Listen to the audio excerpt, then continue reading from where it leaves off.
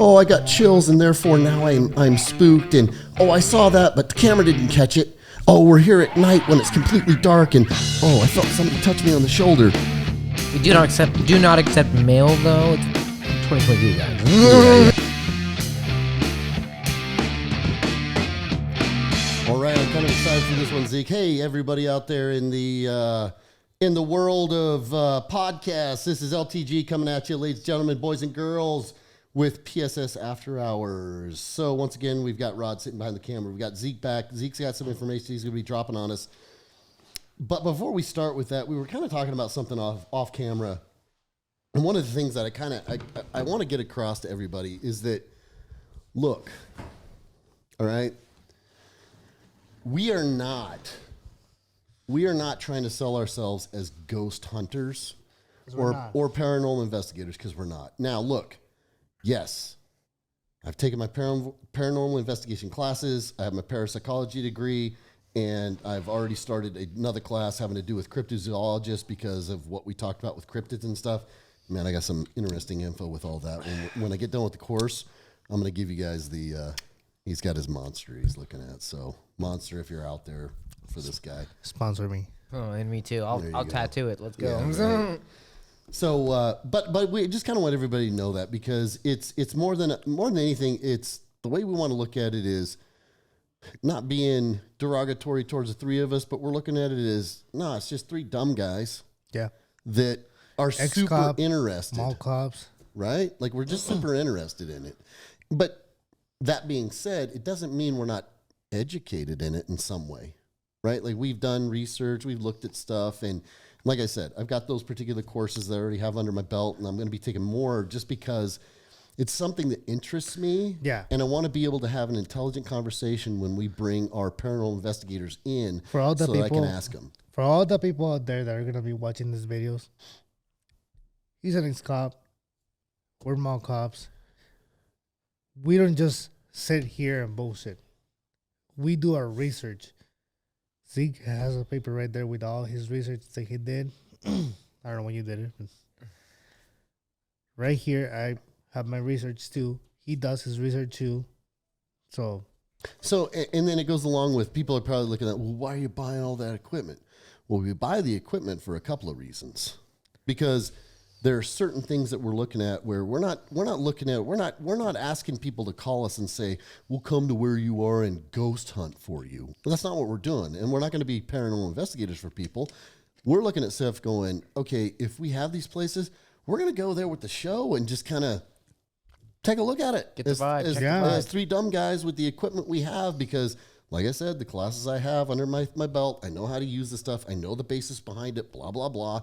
And that's why we're doing it. More than anything, it's a super interesting topic to me, even though, as everybody knows, I'm a skeptic. Now, skeptic, I feel like I need to clarify this once again for people.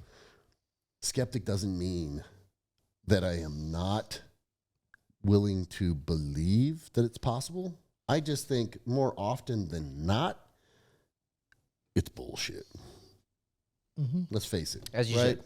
Yeah, right. Like, I mean, that's just me, and maybe that's the jaded cop in me that doesn't believe everything I see. Because once again, we talked about it before. Everybody lies to me when I was a cop, so I don't believe anything.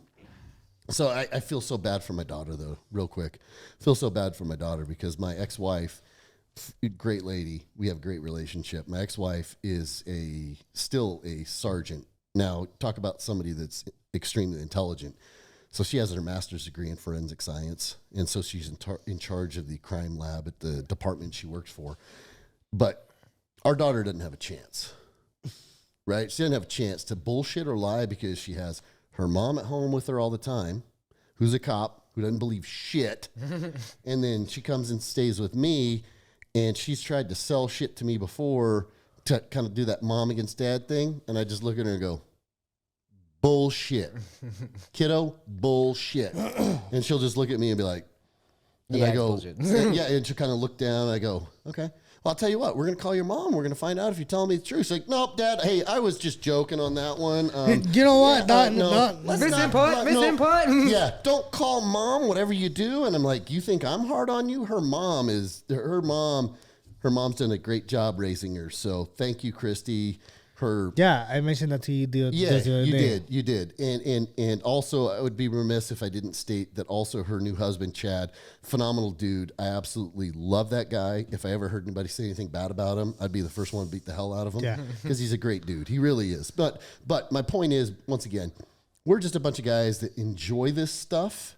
Yeah. And we thought that there was a certain little angle. Now, let me point this out too. A lot of the stories we've talked about up to this point don't necessarily revolve around the security law enforcement realm. Reason being is we had a lot of other stuff come up in the meantime where we're like, oh, we need to talk about that. We need to talk about that. We need to talk about that. We still have all of those security and law enforcement stories sitting back here that we're going, okay, we'll get to it. We'll get to it. We'll get to it. But we keep talking about stuff that's, obviously the basis of the show is paranormal security stories after hours, so having to do with security, law enforcement, etc.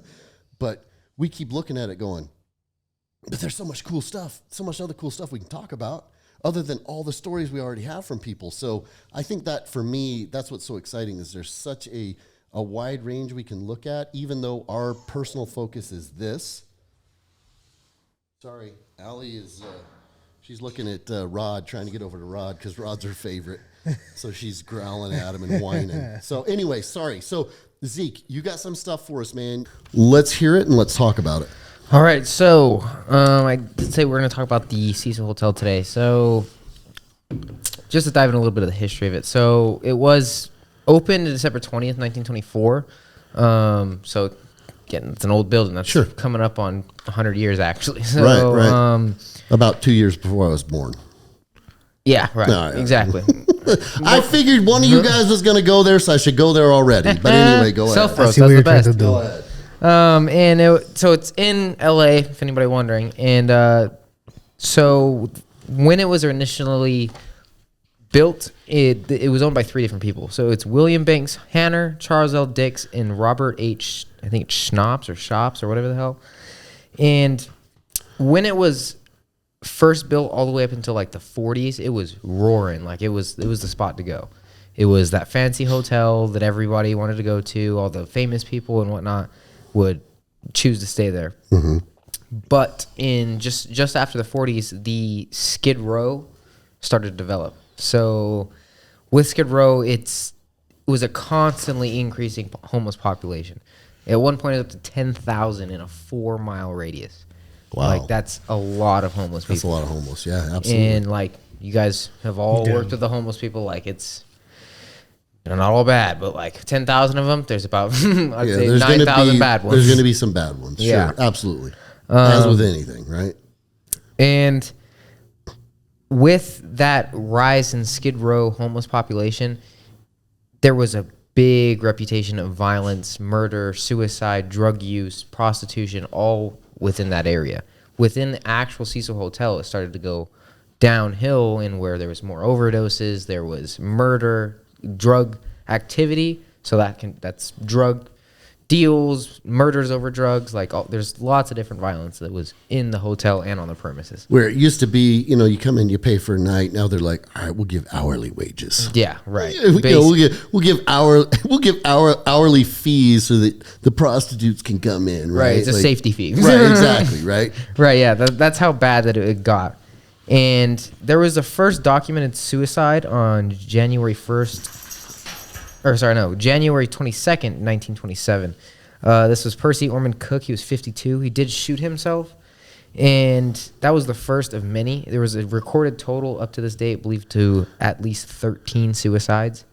Really? So it's just constant. All in the hotel. All in the hotel, within the rooms, corridors, like throughout. Huh. But is it like... See, I never heard that. Like, I obviously I know the hotel from what we're going to get to in a minute, but I didn't know a lot about this background on it. Neither did I. Yeah, it's pretty But is it like the suicides happen in just one specific room? Or is it's spread out. On different rooms? I believe there was a couple that happened on a specific floor, but like it was definitely spread out throughout the entire hotel. And I'm glad you brought that up because a lot of the experiences that people have, whether it's paranormal or weird, is spread out throughout the entire hotel. It's not one specific area. But does it happen on like in a specific floor, or is It's just throughout the entire floor. hotel. Yeah, Okay. the entire hotel. okay? Interesting. And when I say that you'd be interested in some of the people that stayed there, when I say famous, I'm not saying good. I'm saying infamous. Right. Like Richard Ramirez actually stayed there, and he was thought Tell and everybody who he suspected. is. So Richard Ramirez, if anybody doesn't know, is the Night Stalker. He was a very famous serial killer. Oh yeah. Yeah. At least 13 people that he killed. Which That we know kinda- of, that he admitted Yeah. to, or that they could connect him to at the time. no relation to the suicides because it's just 13. It was just so happened.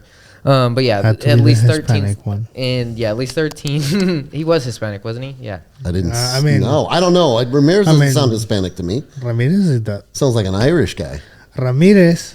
Yeah, sounds like Irish. It's like you're in school. Ramirez. What's your mom's name? Come on. I'm not. Yeah, I ain't going there, man. And he was You- actually living there when he got caught. really. Yes. So there's some history with there, and it Do wasn't they even know if he ever killed anybody in the hotel? suspected. There was But not suspected, sure. But not sure, right? Because It could've obviously he possibly- didn't dispose of the bodies there. If he did it, Right. it might have happened there, but then he took them Right. somewhere. He could have, killed him there and took him somewhere else. Right. Right. Right. There wasn't just him to actually stay there too. There was an Austrian serial killer by the name of Jack. Sorry if I butchered this. Wuttenwager. He stayed in Cecil in 1991. He actually. Wow, as recently as 1991. Yes, and it was closed down just shortly after, and it just got bought over last year, and they're reopening it. Ooh. Oh, it's gonna be interesting. Yes, so we might have to take a trip there. LA people, looks like we're taking a trip over there. Dude. Magali Seriously. Rodriguez, my TikTok girlfriend. I'll be over there soon. Dude, but seriously, right? Like, if it's reopening, I mean, if all this crap was happening and they're going to reopen it, it ain't going to magically go away. If it is real, Yeah. right? I'll even say that. If it is real, the stuff's not just going to magically go away if all this stuff has kept occurring in the past. I'm in. Yeah, like I agree. Like, there's actually lots of videos of like people because this is it's LA. It's very popular. Yeah. So there's buildings and apartment buildings across the street. So there's plenty of videos of people in those apartment buildings that are taking videos and seeing curtains open and like lights turn on and off. And the thing is, it's been closed down for I want to say 30 years before it got bought over. Like, Really? yeah, like it's pretty interesting.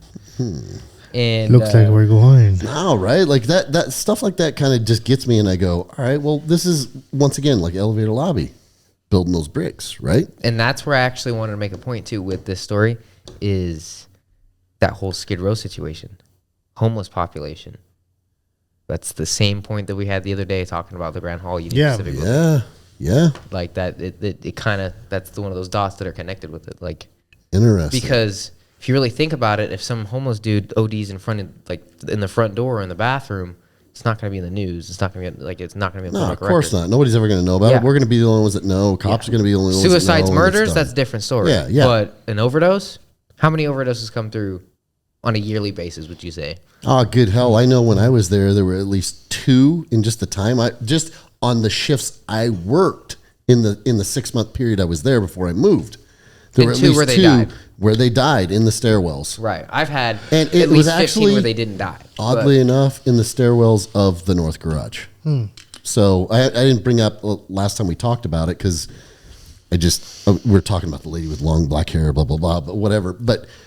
But yeah, just 2 that I that I knew about on my shift in the time that I was there in the stairwells in the North Garage. Right. So Very, very I interesting. definitely I saw that when I was doing the research, and I was like, we made that point. Like that's Yeah. some dots that are connecting. Yeah. The main story where everybody heard about the Cecil Hotel was is this girl named Elisa Lam. Now, her story starts where it's a security camera footage where she's walking in an elevator, pushing random buttons, acting erratic, walking in and out, almost like someone's following her. Like she keeps ducking her head and like going around. And that blue light turned off and it messed with me. I was like, what the heck? Thought I was having an aneurysm or something. Keep talking. Keep talking because I'll get it set up. But keep talking. She was acting very erratic and she just disappears. And think this is ringing some bells for some people now, but this is that story where the girl just disappears. What was the date on this? I didn't even write that down. I should have, but I want to say it was after 2010. What? No. So she disappeared and nobody can find her. And then one day, I want to say a maintenance worker found her in the water tank on the roof. On the roof. Now, that's where it was really, really like mysterious, because there's no way she could have got up there. She was a really small, petite woman. Like, I want to say she was only like 20-something years old. Like, she was tiny. She disappeared in January 31st, 2013. Oh, I was off by a couple years. A couple years, but you're close. There was. She was 21 years old. Okay, so yeah, so she was a young woman, and she just disappeared. And how you get in these water tanks? Like, you generally, workers only get up there because you have to have like keys. Like, Yeah. Because they're locked. they're locked. It's on a roof. Like, goes back to that security experience. Those doors are locked. Yep. For, to prevent suicides and whatnot. She got up there and her body was in that tank. Now, how she got there, like, that's where it's really, in my personal experience of seeing like all these different like murder cases coming up and like doing my own research on it on my own behalf, it's very suspicious because the way she's acting, her mannerisms, like, it seems like someone's following her. And the fact that where her body was found, that there's some foul play in it, but it could, going about it a different standpoint, could be something with the paranormal, just because, again, how could they get up there? And it's still unknown, by the way, to this day. And there's the other thing, though, is that nobody else is seen in the videos of her. It's her acting erratic, but you never see anybody follow her into the elevator, or when she gets out and the last one of her getting out and walking away, you never see anybody following her. You never see any of that. So that makes it kind of interesting. Very. Really does. I mean, okay, granted, my own really personal feelings is that, some wacko probably killed her and dumped her up there. Right. Pretty much. And he was following her. That's But he was just never on camera. So what I just read, it says accidental drowning. Right. See, that's the thing. Like, but there's a point that goes along with that. How would you accidentally get onto a roof and jump into a water tank? Now, there's some theories that she had some mental issues that she was dealing with, and so why not jump off the roof? Yeah, right. But I mean, I'll tell you right now, I'm not going to go and try to unlock and climb into a water tower that you have to have clearly a ladder to even get up there to do it. Just to commit suicide. Jump in there just to commit suicide and drown instead of. Why didn't you just jump off the roof? Because then it's quick. And you're already up there. That's the thing is that's where I find it suspicious. Yeah, of course, absolutely. Yeah, there's a lot of suspicious stuff about it. Right. I just look at it and think that, once again, even though it's suspicious and it is a very interesting one, I look at and the first thing I think is that, somebody killed her. Right? Like, I don't think it's somebody had to. I don't think it's a paranormal thing, or maybe she did, and I don't want to disparage the dead, but maybe she did have mental issues, and because we've all dealt with a lot of people that have mental issues, whether it's the homeless or other people that I dealt with when I was working in multi-million-dollar homes. People have mental issues no matter where you go. Places, no matter where you go and who you deal with, and they all react very differently. Right. So who knows on this one? Right. I don't know if somebody killed her or if she just decided. Could be anything, honestly. Yeah. I mean, really. But knowing the history about it. And once again, we talk about those building blocks of trying to start building cases about places, knowing the history of the place, knowing who had stayed there, the possibility that somebody had killed people in there. And talking about Ramirez might possibly kill people there and then dispose of their bodies somewhere else. It opens the possibility for vengeful spirits, right, if we want to go that route with it. And especially when there's evidence of curtains opening and closing, lights turning on and off. Like, when it's closed, that's where it's okay. The curtains, I get it. The light, it's an old hotel. Yeah, it's an old building. I wouldn't think that the power would even be on, right? Because somebody's got to pay that power bill, and why would you pay a power bill if the place is closed? But I do think that it might be a little different because it was marked a historic building. Good point. Very good point. If that's a very good point. So It's an old building. maybe It's gonna have people working in it. exactly people working in it, possibly homeless breaking in, Yeah. trying to get to a spot Kids just to be breaking in, warm. like- Kids breaking in just to check the place out. I mean, so There's different options with it. Like, yeah. So we're definitely not all. We're all in agreement. We're not going. Well, yeah, just because the apartment Yeah. buildings across from it saw curtains open and close and lights turned on. That's definitely paranormal. Yeah, that's what I'm trying we're to say, being like- we're being kind of just Logical with about it and Yeah. saying there's a lot of reasons it could be, but once again, there's still a possibility. yes, we start talking about building those blocks. We talk about all the suicides that occurred there. We talk about the killers that have stayed there. We have talked about this particular girl in 2013. And then you start looking at it going, well, it's very possible there's something happening. I really think it is just, again, that whole vengeful spirit aspect of it is, you get murked. You're not going to be very happy about it. But like, Sure. Again, my discerning factor with this is that Skid Row homeless population. Right. Like, in my experience with the homeless population, they're very angry. So like, if they die because they overdosed, I'd be pretty pissed. So like, that's how I look at it, that standpoint. But that's my discerning factor is that Skid Row, because there could be so many more deaths there that we don't know. It's just undocumented. All right, let me pivot on something that you just said then. If we're saying something is a vengeful spirit, are you now saying that it can, are your beliefs, and once again, I'm just asking, I'm not trying to I'm not trying to jump on you and start an argument. I'm just truly wondering, and I want to know your opinion too, Rod. If let's say that is true. It's somebody that, killed themselves or whatever else occurred with them, and they are angry about what occurred to them. Are you saying that, do you think that the vengeful spirit can act out in such a way that they can harm a physical being? It's a good question. It really is. I don't necessarily think so, because why can one do it and one not? And like, the idea of a ghost is, there are some that are just here to observe. There's some that are vengeful. That it doesn't make sense in my idea. Like, it's not a physical force. It's more of a, we'll just go with the route of spiritual, for lack of better words. Like, it's a spiritual force. So knocking something off the table, maybe it has to cause some enough energy to do it. But to actually harm a physical human being, and I'm talking to the point of death, Right. and stuff like that, Right. I don't think it would be possible. See, I agree. Bites and scratches, possible, because it's just small, minor contact. Right. Like, it's not, I'm taking your life force away from you, or I'm causing your heart to stop or whatnot. Right, Like, right, and it's interesting because that's kind of the same way I look at it. And personally, like I said, I know you've had your experience with the bites and the scratches and stuff, but still at the same time, I look at it and I say, well, okay, maybe it's possible, but to me, it doesn't seem probable.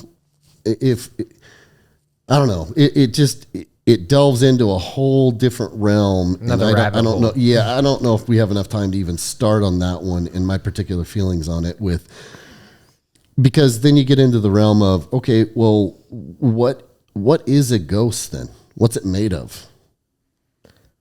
Right now, I talked with actually Brad's son and his girlfriend, Brad's son's girlfriend. And we sat here and had a little round table about stuff, and kind of idea that they looked at, and I can buy it somewhat, is that, right, energy can't be destroyed or created, right? Correct. So if we are in our core some type of a being of energy, if you die, it's got to go somewhere. that I believe that as well, because there is scientific aspects of that. When you die, there is micrograms that are released. Right. So you got your energy, whether it's a spirit or whether it's going to heaven or hell or whatever you look at, the energy has to go somewhere. I just personally don't think that energy can be focused, because here's the other thing, is that it's not 100% proven that that's true. True. It's not 100% proven that when we die, I mean, you look at it scientifically, and yes, if we're made of energy, the energy has to go somewhere. It has to, right? It has to. But it hasn't been scientifically proven right? That we are energy. And then also this is where it kind of, and I don't want to go too far off topic because this will bring up a different one we're going to talk about. But when we talk about all of these, ghost hunting tools that they have, who's to say that they can only, why? Who brought up the fact that they're going to be able to respond off of an AM, FM frequency, right? Who says that they're going to be some type of electromagnetic force that they can affect an EMF reader? Like, you know what I mean? Like there's no, I understand the ideas behind it and the reasoning why people do it, but who said that this is the proper way to even judge if they are there or not? Yeah, no, I get you. You know what I mean? Yeah. But I'm not saying it's not possible. Right. Because it is. I'm sure it's possible. But who are we saying? It's not a for sure. Yeah. How do we know it's not? How do we know that is going to read them if they're there and if they can react with the environment in such a way that it's going to affect that? Other than just somebody going, well, I just think that this is the way it should happen. And so we're going to build this machine that's going to read AM, FM radio stations, and then we'll just cycle through. And if we hear something, then that's them responding to us. Really, that's what it comes down to. Because there's no true solid evidence. And that's my whole issue with this. You get a good point. Right? Like, and there, look, here's the thing. We talked about this off air just a couple of seconds ago. And I truly, even though I'm a skeptic, if this realm of paranormal investigation and everything wants to be taken seriously, in my point of view, there's got to be a lot more scientific stuff looked at with it, not just belief. Every damn ghost hunter show on TV, and just because they have a machine like that or they have their IR net they throw up on the wall, and that doesn't just immediately prove that can actually read a ghost. I mean, who the hell knows what it's reading? I mean, it might be just picking out 8 points that look like a human, right? Like, so I think you guys kind of understand what I'm saying. But if this is a field, and I'm a skeptic, but I would like to believe that this stuff is possible and it happens. There has to be a more scientific way to figure this stuff out. That's my whole point. Going to a place. Why is it always at night with the lights turned off and to make it as spooky as possible, right? Look, a ghost isn't going to react to me if the lights are on. Are you shitting me? If that's the truth, come on, you just completely lost me. You completely lost me. And we kind of agree on that, Zeke, because those shows, a lot of them, and I get it, because now I have my own personal beliefs. Somebody came to us and said, we want you to do a show. Be like, well, shit ain't going to happen, so nobody's going to watch it. Mm-hmm. And I am not going to just randomly say, oh, I felt chills and I saw something that the camera didn't happen to catch. You know what I mean? I'm not going to do that because that's not me. All right. We got 2 minutes. But you guys kind of see what I'm saying with that? Like, no, I want the field of study to be taken seriously because I'm a skeptic, like we said, but I'm really sitting over here going, I'm calling bullshit on you guys because I don't think it is scientific the way you're doing things. If you want to do it scientifically, then let's figure out how to do it so that we can come with some definitive answers, not just, oh, I got chills and therefore now I'm spooked, and oh, I saw that, but the camera didn't catch it. Oh, we're here at night when it's completely dark, and oh, I felt somebody touch me on the shoulder. That's Nobody what I don't can get. prove Like, any of that shit. Most shows are like, oh yeah, I see somebody over there, but the camera didn't catch it. Like, right. Exactly my point, right? So camera's shooting 4K. Yeah. Come on. Right? Like, come on, man. And then a lot of the times they have the camera set up in such a way that it just happens to not catch what happened right off camera. Mm-hmm. You know, come on, man. Like, I want it to be taken seriously. I really do. And this is one big important thing that we're going to clarify right now. Like, we're going to go to on location to places. If nothing happens there, nothing happens. And we're going to show it on camera. Yeah, nothing happens. We're going to make sure everything else is covered up. Everything. No matter what it is, even to the smallest noise. Yeah. We're going to make sure it's covered up. We're going to make sure that you guys are able to see it and see that we're not faking it. Yeah. You know, because we don't have a reason to fake stuff like this. It's basically doing the show at a remote place. Right, yeah. It's basically us sitting here, but we're going to be somewhere that is supposedly haunted, and we're going to roll with the show. And if stuff occurs around us, and if we could catch it on camera, because we don't just have access to the couple of the cameras we have right here. Like I said, we have the drones, we have everything else. We have the other equipment that Brad has access to where we're actually going to look at it and go, all right, if we're sitting here and we hear a loud crash or something, and then Brad's sitting behind the camera, he's looking at me and he's got all this stuff set up. He looks at me and he's like, I have no idea. Then it's like, all right, and the show's done, and we're out. like we gotta go, like right, like you know what I'm saying, right? But so I think we're kind of all on the same page with that. But anyway, Time's up. I'll shut up. Zeke, kind of give him a preview of what we're going to talk about next. Give him a little cliffhanger again, and then Rod can do his thing. I'll do our thing, and we'll be off. All right. Well, this next one I want to talk about, it'll definitely take you guys for a little twirl. Rod knows a little bit about the topic, so it'll be a little interesting. I woke up to it. Woke up to it. Marilyn Monroe. Was it a suicide? We don't know. That's what I got with it right now. It's a couple of the, that whole Freedom of Information Act where we said that it's the government released a lot of declassified documents. So it goes along those lines, except for this document is not declassified. It is still technically classified. Interesting.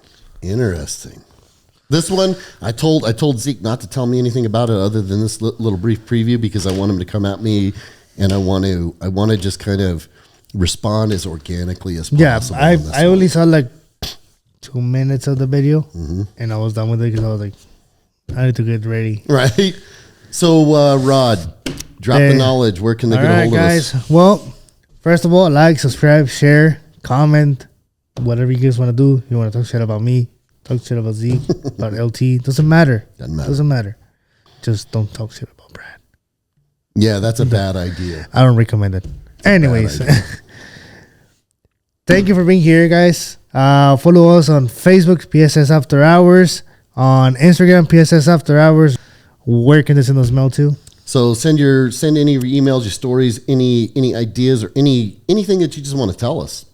If you don't want to leave it in the comment section, shoot us an email at paranormalafterhours@gmail.com. We do not accept mail though. It's 2022, guys. Exactly. It's email. Emails. Electronic.